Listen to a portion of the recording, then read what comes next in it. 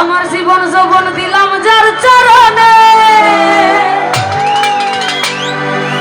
ও বাবা সব জানে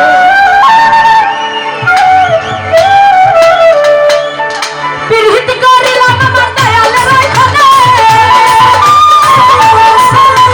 প্রীতি করিলাম আমার দয়ালের ওইখানে বাবা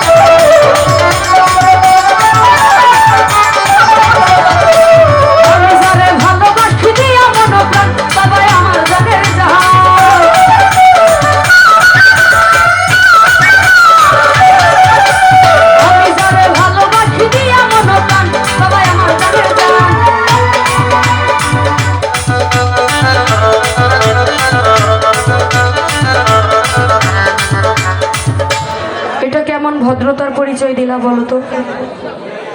এটা কি ভদ্রতার পরিচয় দিলা নাকি অভদ্রের বলো? তোমরাই বলো, এটা কি ভদ্রতার পরিচয় দিলা?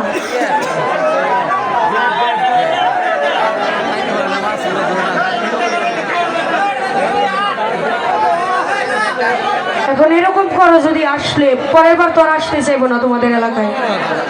যেখানে মনে করো বেজ্জতি হয়ে যায় ওই জায়গায় দ্বিতীয়বার আসি না।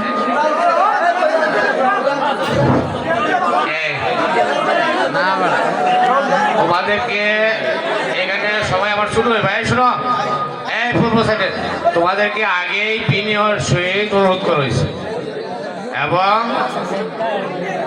বিগত 1.5 বছরের ব্যাখ্যাও দিছি। তারপরেও যদি এই উচ্ছৃঙ্খলতা করো, সর্বশেষ শোনো সর্বশেষ এখানে সারা বাংলাদেশে আইনের প্রতি সকলেই এখন বর্তমানে শ্রদ্ধাশীল।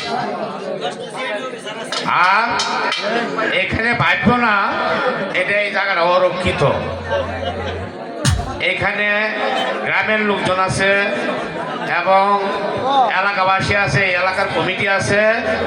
সর্বশেষ ওই জায়গাটায় কাউকে নিতে চাই না। আর আমি আগেই বলছি যে আমি আসছি সকলের স্বার্থে, সকলের প্রতি ভালোবাসা দেয়, যাতে এখানে শান্তিপ্রিয়ভাবে হয়। তারপরে আরেকটা যে বিষয় আছে,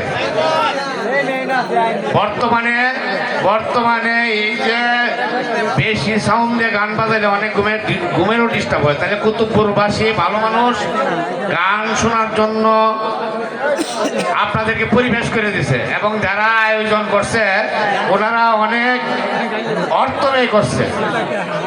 সুতরাং আবারও অনুরোধ করতেছি, বিনয়ের সহিত বলতেছি, এইখানে আনন্দটা যেন অতি আনন্দের পরে যেন আর কিছু না হয়,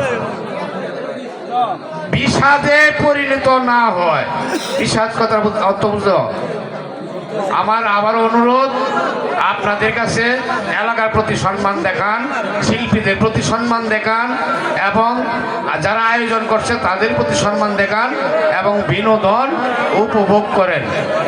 আমি আর কথা বলবো না, এইটার জন্যই আসছিলাম। এটাই দেখা যায় সামনে সৃষ্টি হয়ে যাচ্ছে। যাই হোক, এখনো কথা বলার জন্য ক্ষমা চেয়ে নিচ্ছি।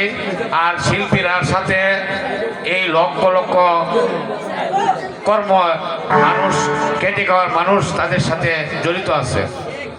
এটাকে নস্যাৎ করার জন্য একটা গোত্র আগেই বলছি যে শেষ করার জন্য উঠতে ঘুরে লাগছে। তা আমরা জানি বর্তমান সরকার জানে এই বাংলাদেশ লাল সবুজের পতাকায় সকল নাগরিকের অধিকার, যার যার মত প্রকাশ করার স্থান হইল এই বাংলাদেশ। সুতরাং আমরা এখানে যারা বিনোদনের জন্য আসছি, বিনোদন নেই, তবে সেটা যেন শালীনতা এবং ভদ্রতার মধ্যে নেই। এই বলে আমি শেষ করলাম। আসসালামু আলাইকুম।